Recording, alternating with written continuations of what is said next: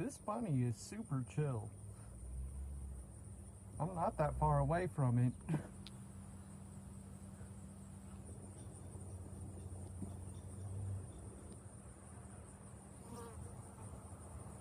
I did just a tad bit of research, and apparently the white rabbits are native to like the West Coast, California, Oregon, Washington, and I didn't start seeing a white bunny out here until I got the hold lifted off of my CDL, the FSA coming from California.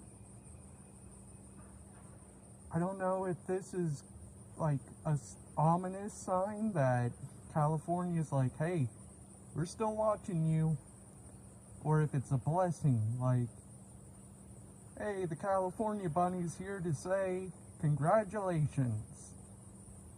The world may never know.